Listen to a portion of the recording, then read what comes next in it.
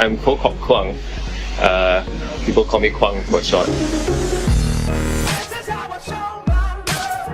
I first saw MMA, I think must have been 1993 or 94. I remember watching it late at night before I slept, and I couldn't sleep the whole night because after watching the UFC, my heart was literally pounding. You know, I was so excited about it, and I thought, wow, this is the real deal. Looks like he's going for the back. There's the tap.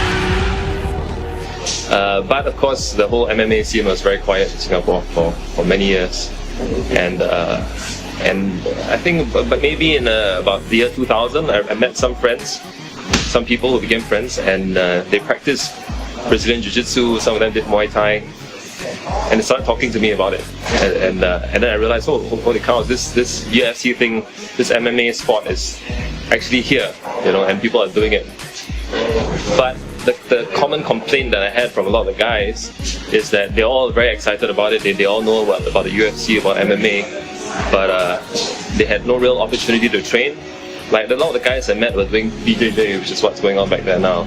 And in those days, a lot of them just learned from, you know, they'll buy videos from the US, or they will just buy books and try to learn from that. And it was really hard for them to progress. 2008 came out the idea of, hey, let's set up our own place. More like a cooperative, you know, we're not going to charge exorbitant fees. We just, you know, whoever is interested in training, we pay some fees. We use all the money basically to spend on getting good coaches, getting a decent area. I mean, it's not fancy as you can see, you know, we don't look like a hotel venue at all. Very basic, but just a place to train with good coaches and people who are really interested in the sport. And that's how Impact MMA was born.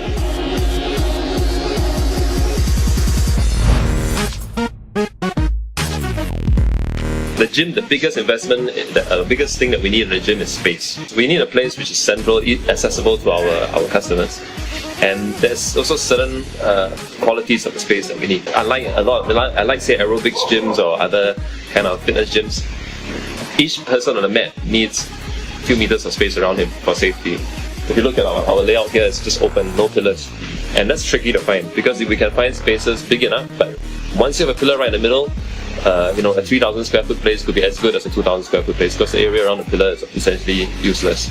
It's hard to find a space, and we have to pay quite a lot because the law in Singapore is you can't just open a gym in any space. You can't take a warehouse and use that as a gym, because if the government, the URA, has zoned it as an industrial area, you can't use it for a commercial sports gym. So we have to look for places which are zoned for retail or zoned for sports, and retail spaces tend to cost a lot more, could be double, you know, that of the industrial space.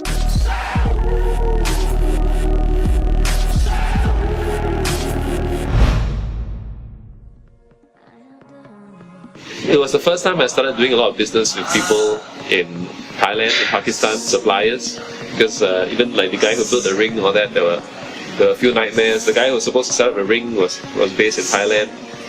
He came to Singapore and left without setting up the ring, so the ring was just in pieces. And basically, like I said, I'm so grateful. All these guys just gather around and help me. So we had like half a dozen guys come down. I came down after work wearing my long sleeve shirt and we just literally just hammered this ring together. Our biggest problems have been dealing with third-party suppliers. In Pakistan, we had a lot of problems with quality control. Like we make a lot of our gloves and things like that in Pakistan. And they will send a sample batch and everything will be beautiful.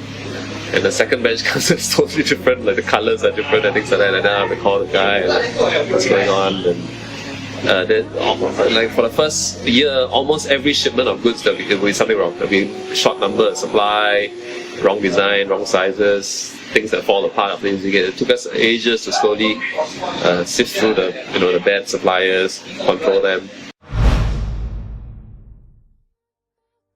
My style usually was by surveying, oral surveying. I'll just go around asking friends, have you heard, like for example for Bruce, have you heard of a good local Muay Thai coach? And I was particularly looking for one who was exposed to MMA, and it was quite amazing. At the time, I think I asked 5 or 6 different people from different groups, different groups of friends, and Bruce's name came up quite consistently. Bruce is the first professional mixed martial artist in Singapore. He fought in Indonesia, I think it was 2006 or 2007, long before anyone in Singapore really knew what MMA was. So Bruce, I don't think you can see him, but Bruce over there and I basically discussed it and set up the idea, and a few other friends, not just Bruce, I mean, to be fair, a lot of people contributed. So it took a lot of planning. We had to, I didn't practice BJJ at the time, so I didn't know much about the whole industry, and one of my friends who's still here, Wei Xian, actually is training out there now, who had trained in Sweden, was familiar with the team Checkmat. And in those days, Checkmat was still very new, and but Checkmat was really taking the BJJ world by storm. And not only that, to me, what was important was Checkmat was also winning everything at a white belt, blue belt, the kind of juvenile level, which showed me that the Checkmat system of teaching was working. I had to get in touch with Checkmat in Brazil, Ricardo Vieira, who's one of the founders of Checkmat, who agreed to basically send Professor Lecky over, and he's been here ever since. And so it took a lot of groundwork. That Checkmat was just one aspect of it.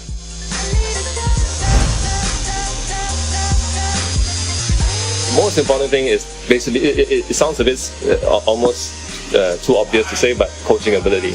Because we realized that there are very good fighters who may not be very good coaches. And we've learned from experience. We've brought in people with titles and things like that to conduct seminars. And after taking feedback from a lot of the students, the honest feedback was, this guy is great, it was great meeting him, getting his autograph and things like that, but I didn't really learn that much from him. We found, on the other hand, there's some coaches who hardly fought, or hardly won anything, but they communicate very well. When it comes to our coaches and for the bulk of it, our customers, it's been very good. I mean, I'm very grateful for this group of coaches. I've never had a coach, any of our full-time coaches quit on me.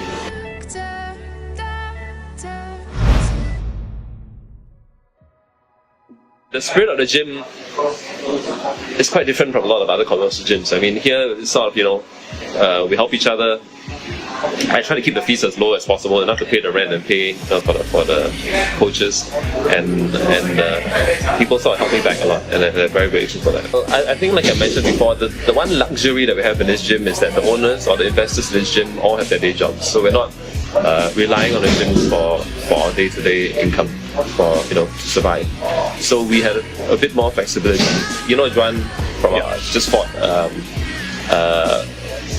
3 weeks ago, and essentially every time he fights, we lose money. The prize money depends on which fight, but in a lot of the local events, it ranges from a few $100s to, if you win with a win bonus, it could be just $1,000 plus US.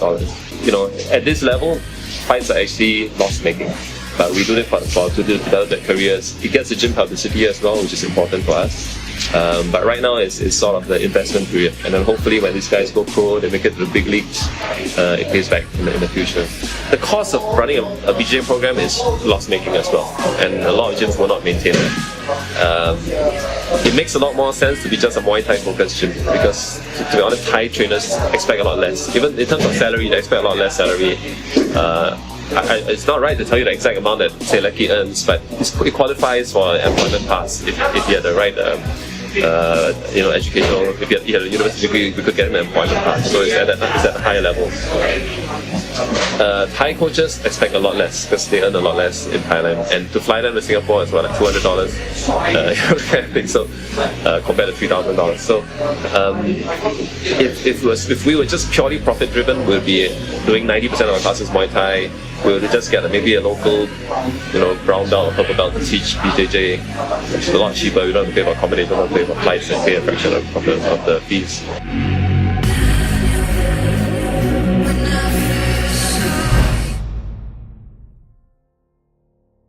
Bruce, Bruce, he's a very quiet, humble, easygoing guy. He warned me, he said, you're going to this industry, get ready for a lot of politics. When I first started, my approach was, since I'm coming in fresh, I'll try to build bridges. Because my belief is that MMA and martial arts in general is still so small in Singapore. It's silly for the gyms to be fighting among each other. because we need to work together, organize good tournaments, organize things together. The sport will grow as a whole. Then the pie is bigger, and then there's a bigger pie to share or fight over or whatever. You're my first love.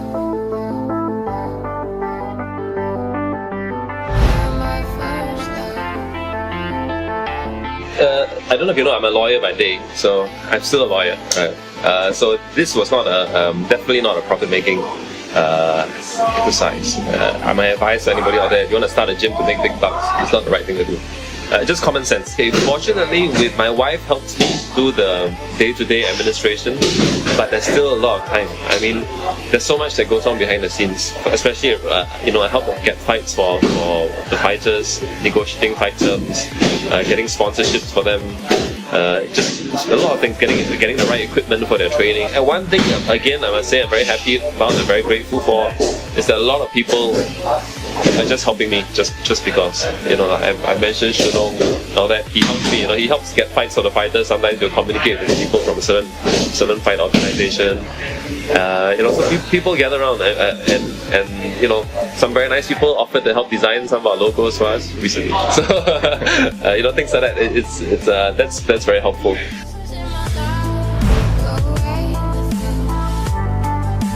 For me, for weekdays, I'm in my office there, but at all times I have my Facebook on, and there'll be always some chat going on at some time with somebody, either the organizer of a fight in Malaysia who's asking me about my fighters, asking, this guy's supposed to take this guy, another one going on with the sponsor, asking, would you like to sponsor so and so, that kind of thing.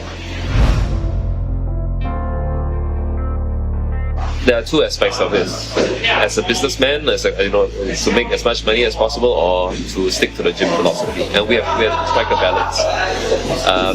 Our classes here are all 1.5 hours long. And that's the way they train. Like in Checkmate in Brazil, that's what they do, 1.5 hour long classes. And when I asked Bruce, I said, how long does it take to have a proper class to train fighters? 1.5 hours.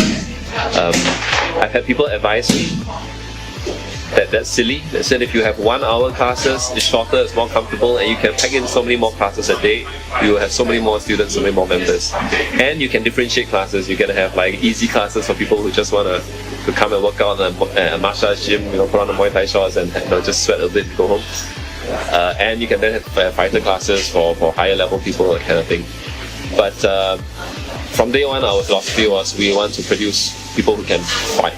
So we decided to stick to 1.5 hour classes. We know it's a bit of a sacrifice in terms of getting numbers, in terms of members, because we can only pack in so many classes a day. But that's our philosophy from day one. We train you from day one the same way that we would train people who really want to fight, whether you want to fight or not. You just train alongside us. It's something we can't compromise on, and we know we have lost a lot of potential customers because of that. People will come to the counter to sign up for a trial class and say, I can't take it, it's too tiring, do you have an easier class? Or, if the class is 1 hour, it'll be just nice. But, it's one of those things that we have to, we do sacrifice a bit of profit, but we believe in our product, and that in the long run, people will see.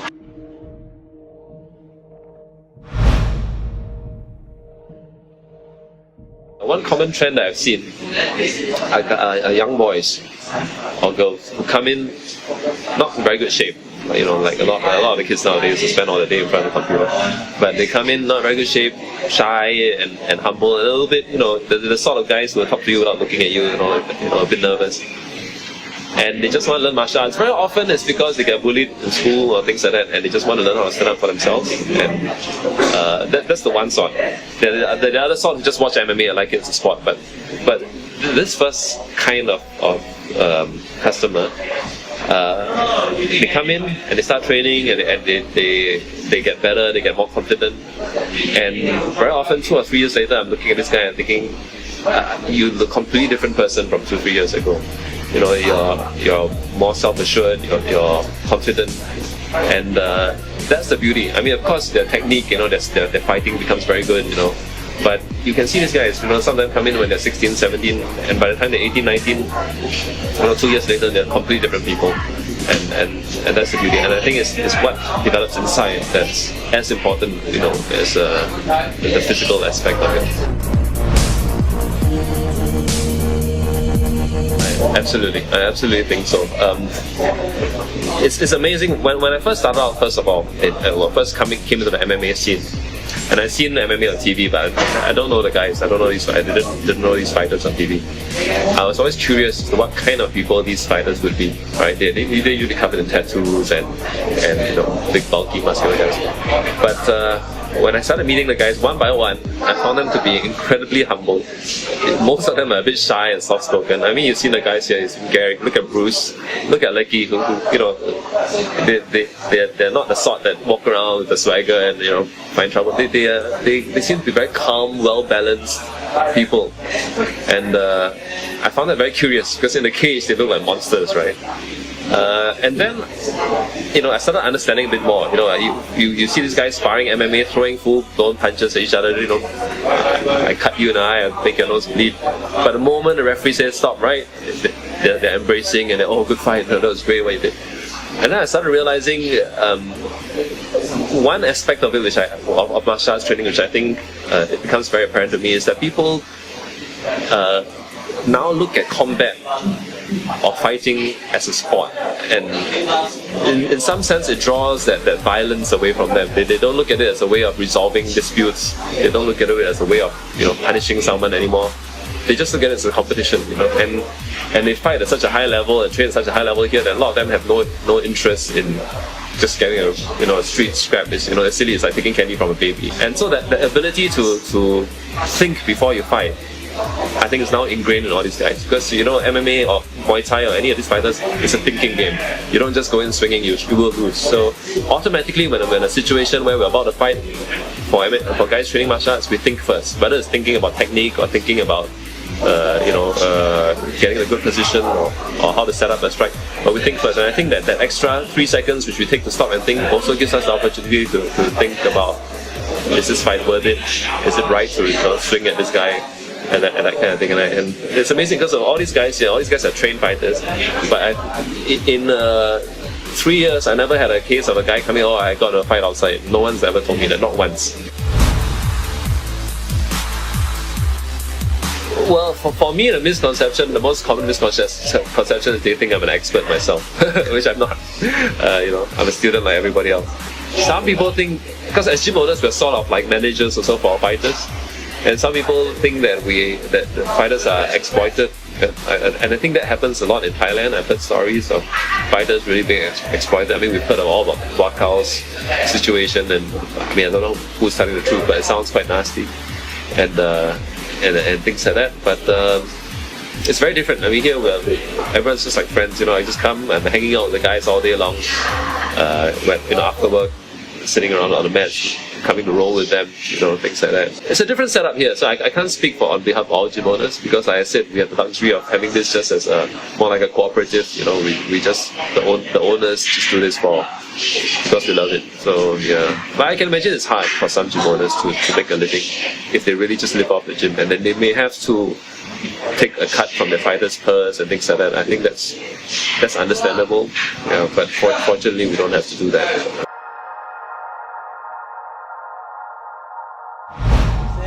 Baby. Marketing is very basic.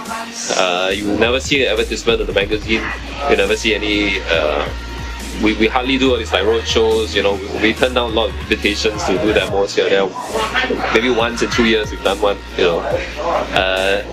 We have a Facebook ad and a Google ad, and that's about it. I think that helps, because like when Joan fought in 1FC 3 weeks ago or 2 weeks ago now, Singapore's very own all-styles champion, Juan Wenjie. The exposure, on our Facebook page, we can see how many people have seen our posts and things like that. It skyrocketed. I think we had something like 50,000 people seeing our posts during that period, and there was a lot of media coverage. Trains with Impact MMA.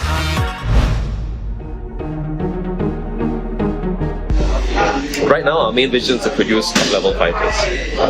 Top-level fighters will get top-level fights and get exposure to the gym, we get more income, more turnover, and that gives us a chance to explode, expand. So right now we're in the phase of building up the fighters. MMA has been in Singapore actively maybe just 4 years. So a lot of these guys are still less than 3-4 years experience. But and so our initial plan was to spend the first 4 or 5 years building up fighters, building up the names. Then when our gym is recognized for what we can produce, because I believe a gym will be judged by what we can produce, not so much by our decoration or our how nice our keys are, whatever it is, the fighters we produce. At the end of the day, that's the real test of a gym. So we're at a proving stage now. We want to prove to the market that we have the formula to produce good fighters. And I must say we're actually a little bit ahead of schedule on that. I mean, our amateur record right now is probably something like 18-0 undefeated in amateur MMA fights. I mean, we've gone faster than expected. We've got fighters now going pros, born and bred Singaporean fighters like Joan. Royston's on the brink of going pro, so that will be the dream. Some of the dreams are in sight now, which is very exciting. So these are very exciting times for our gym. Stick around. You'll see some fireworks soon. Hey guys, Royston Wee. We want you to remember this name because with the meteoric rise of mixed martial arts in Singapore, it's only a matter of time before you will be cheering for him in the octagon. Royston is the first ever Singaporean fighter to sign with the UFC, and it's a pretty big deal, especially for someone who's trained seriously for just over 5 years. It's every fighter's dream in the world. Every guy who trains MMA dreams to be in the UFC. People don't talk about any other MMA organizations but the UFC.